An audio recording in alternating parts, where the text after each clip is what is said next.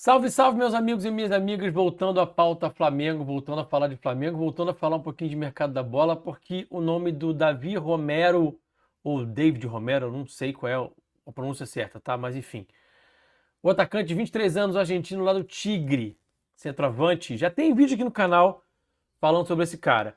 E por que que eu tô fazendo um segundo vídeo? Porque o nome dele continua sendo falado, o paparazzo rubro-negro falou bastante sobre essa possibilidade, trouxe até a notícia que o Boto teve já uma conversa inicial com o staff do jogador, que houve sim um contato, que o Flamengo mostrou ali um interesse sim, e que as conversas estão acontecendo, né? Não há uma proposta oficial do Flamengo no papel timbrado, mas esse é sim um jogador que o Flamengo vem observando e que de fato está muito, mas está muito no radar. Quando o Leonardo Jardim foi perguntado sobre o perfil de atacante que ele queria, se eu não me engano, foi na última coletiva, agora antes da pausa para a Copa do Mundo, né, vitória do Flamengo sobre o Juventude, ele disse que queria um jogador que tivesse um perfil que fosse ali um meio termo entre o Bruno Henrique e o Pedro.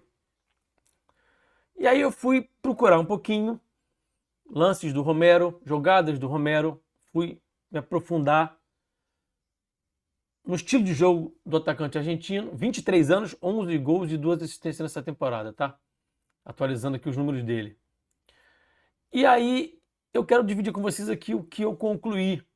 O Davi Romero, ele é um pouco BH, um pouco Pedro? Dá para dizer que ele tem esse perfil? Dá para dizer que ele agrada o técnico Leonardo Jardim nesse sentido de ser um pouquinho de cada um?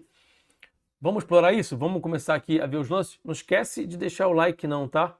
Deixa o like aí, se inscreve no canal também, comenta, hypa e compartilha, tá bom? Não esquece não para ajudar o nosso trabalho aqui, que é muito importante que você faça isso, beleza?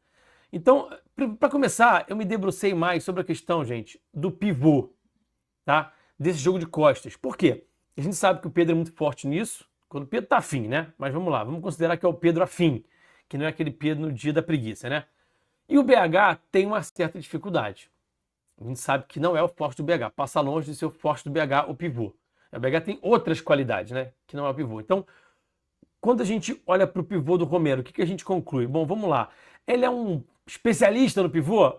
Não. Então, olha aqui, ele dominando essa bola aqui, ele vai dominar bem, vai dominar girando, mas ele vai perder a bola na sequência. Então, assim, ele é um pouquinho irregular no pivô, ou seja, ele perde algumas, mas ele ganha outras de uma forma muito interessante, tá? Então aqui a gente já viu ele perder uma, aqui ele vai perder outra também, dominou com o pé mais próximo da pressão aqui, né? Então facilitou um pouquinho a vida desse adversário que está chegando aqui pelas costas, tá?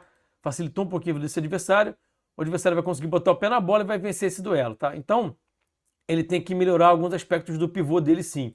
Olha só essa bola que ele vai receber aqui, a bola veio um pouco alta, né? A bola veio um pouco viva, a bola não está no chão, não está muito boa para ele fazer o domínio, né? E ele tem que ajeitar essa bola sobe. Mas ele tem um pouquinho no jogo dele essa questão do domínio, que a bola sobe um pouquinho. Ele tem, como é que eu posso dizer assim, um pouco desse vício de dominar a bola, deixando ela subir. Não me agrada muito isso, tá? Acho que é algo que ele pode melhorar um pouquinho no jogo dele. Essa aqui, ela veio meio quadrada, ele teve que ajeitar, ajustar ali, tudo bem, né? E aqui ele vai conseguir dominar, mas depois na força ele vai perder aqui essa bola, tá? Mas até aí é normal, tudo bem, tudo certo. O jogador que joga de costas, centroavante, perde pivô. Nenhum atacante ganha 100% dos pivôs, né? Então é normal realmente perder. Acho que ele tem uma margem de melhora ainda, pode evoluir um pouquinho mais no domínio, o pé certo para dominar, se equilibrar melhor para perder menos em força esse duelo como ele perdeu agora, esse aí que vocês viram agora, tá? Ter um pouquinho mais do centro de gravidade mais baixo, conseguir se manter um pouco mais firme, digamos assim, né? Para não ser desequilibrado pelo adversário, tá? E aí a gente vai ver ele agora começando a acertar alguns domínios e sendo mais eficiente. Então, repara nesse lance aqui, como é que ele vai fazer o domínio com a canhota. Aqui ele foi muito bem ao dominar com o pé não dominante, ó. Tá? E aí ele já orientou também esse domínio e vai sofrer a falta. Então é um jogador que tem qualidade, a gente percebe que tem muita capacidade no jogo dele para ele ser cada vez mais um cara que vai fazer muito bem esse jogo de costas. Tá? Então aqui ele já dominou orientado, já girou e aí ele recebe a falta. Aqui a gente vai ver também, ó, um domínio muito interessante, que é um domínio orientado, que o jogador não encosta na bola, mas é um domínio. Dominar a bola sem encostar na bola também é dominar a bola, tá? Então aqui ele vai dominar orientado porque ele vai deixar ela passar. Olha a inteligência dele aqui para deixar essa bola passar e poder iniciar uma arrancada. O Davi Romero gosta muito de arrancar com a bola, tá? Ele é esse tipo de jogador aqui, ó, que vai tentar arrancar, vai sofrer muita falta, inclusive por conta disso. Então aqui, um bom domínio. Então, gente, o que a gente pode mais ou menos concluir aqui? Que nessa questão do pivô, ele tá mais ou menos ali no meio termo, sim, entre BH e Pedro. Ou seja, ele não tem o pivô do nível do Pedro ainda, pode ser que chegue lá, A gente sabe que a capacidade do Pedro de dominar a bola é de um nível muito alto e isso facilita muito para que ele tenha um pivô muito forte. O Pedro é alto, né? Tem muito porte. O Romero também tem um bom porte, ele consegue se impor fisicamente também. Acho que tem que melhorar um pouquinho mais o domínio, esse primeiro toque, para chegar no nível do Pedro. O Pedro é mais velho, né? O Romero ainda tem muita margem para evolução, mas acho que o pivô dele está no nível acima do BH. Então, se a gente for observar aqui nessa questão do jogo de costas, que é um diferencial muito grande entre BH e Pedro, né? O Romero, sim, está no meio termo. Tá? Então, olha só também esse domínio aqui, ó. Tá? Um pouquinho mais de tempo e espaço, mas olha só como é que ele domina com a canhota.